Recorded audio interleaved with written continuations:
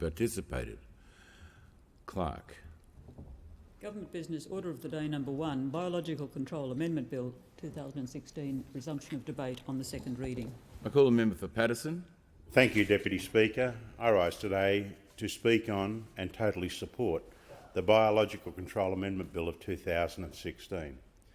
Amongst a number of things, what this bill does, it amends the definition of an organism for the purpose of Biological Control Act 1984 to specifically include viruses and subviral agents. It also omits the term live from references.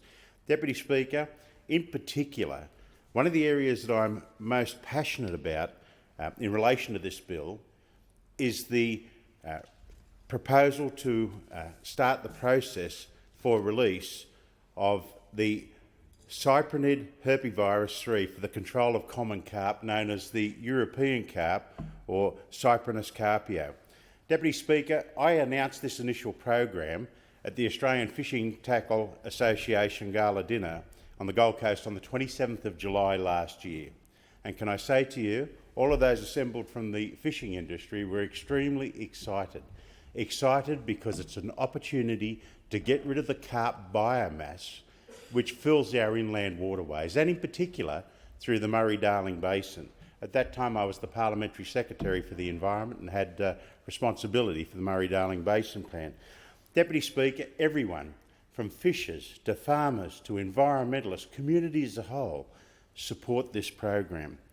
What this virus will do, which is specific to carp only, does not transmit through to our native species, and the CSIRO and others who are doing exhaustive testing, doesn't transmit to our native birds or mammals, it is carp specific, is it has the opportunity to remove around 80 to 90% of the carp biomass from our rivers.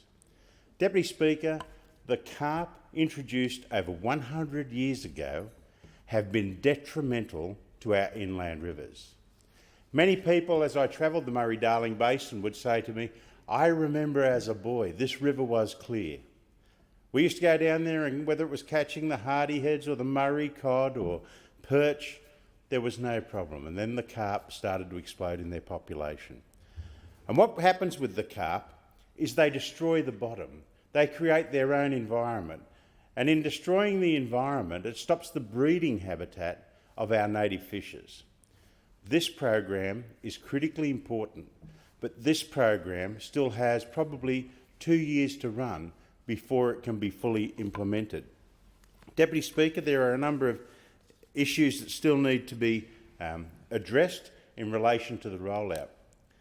Can I say to you that in relation to the benefits, not only will we see a reduction in the turbidity of the water, and remember that most of this water is potable water supply, not only for our cattle, but also for human consumption. And if you've travelled these waterways, they're almost a soft lime green in colour as the turbidity in the water has occurred. These carp destroy the bottom, they destroy the vegetation, they destroy the habitat and breeding grounds for our native fish. That's why we've seen a reduction in our native fish stocks throughout particularly the Murray-Darling Basin. So by implementing this virus, it will reduce the carp.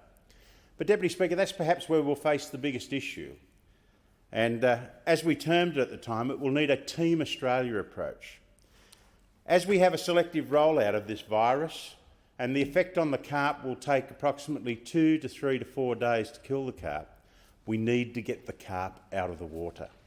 We can't allow the carp to die and break down in the water in these volumes, because it'll exacerbate the situation in relation to the potability of the water.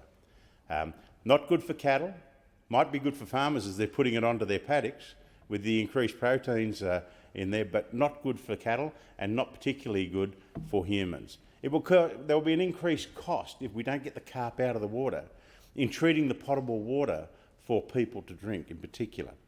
So we need a Team Australia approach. And it doesn't matter whether you're the National Farmers or the Irrigation Council, the Australian Conservation Federation or the recreational fishers or the tourists. We need the whole of the community coming together under a Team Australia approach.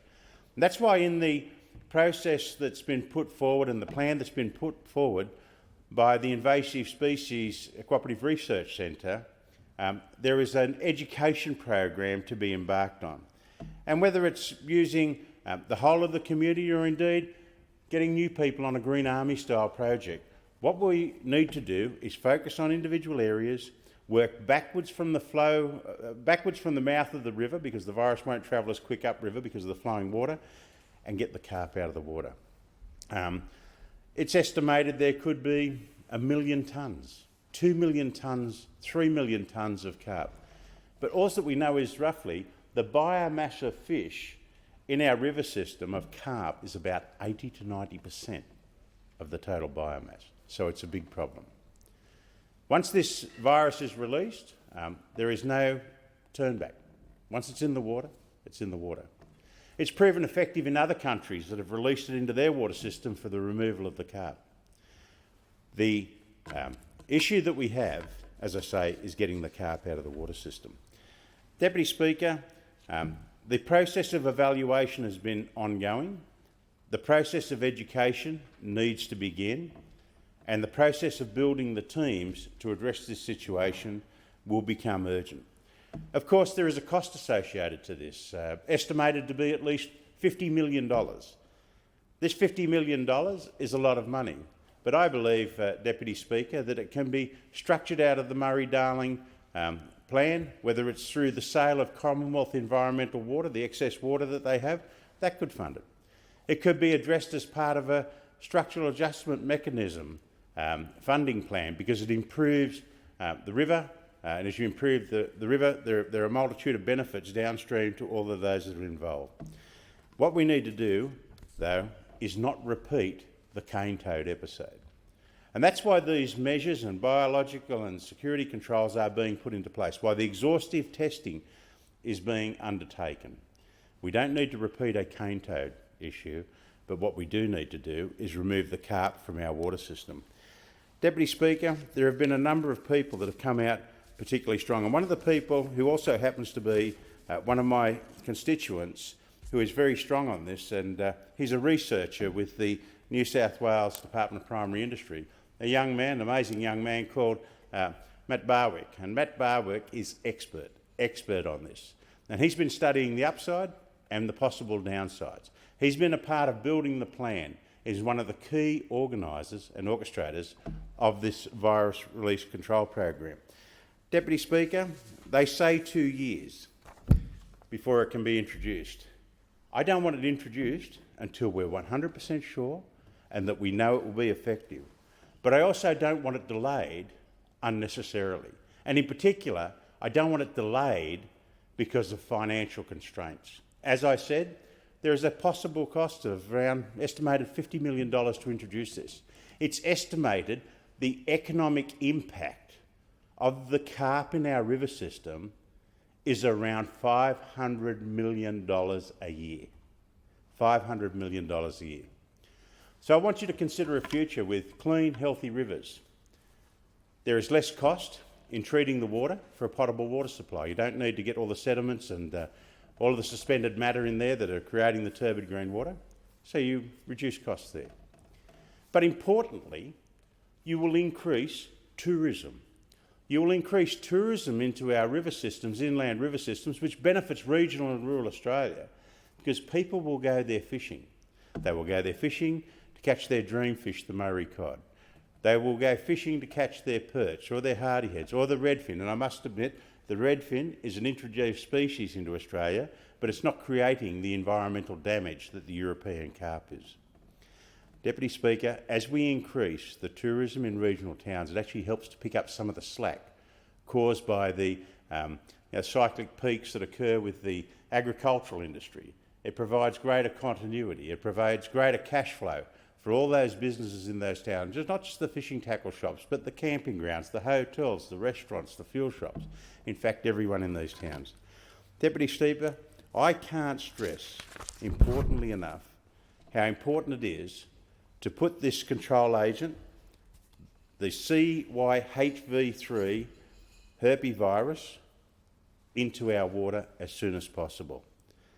The CSIRO, through the Australian Animal Health Laboratory, have been doing extensive research.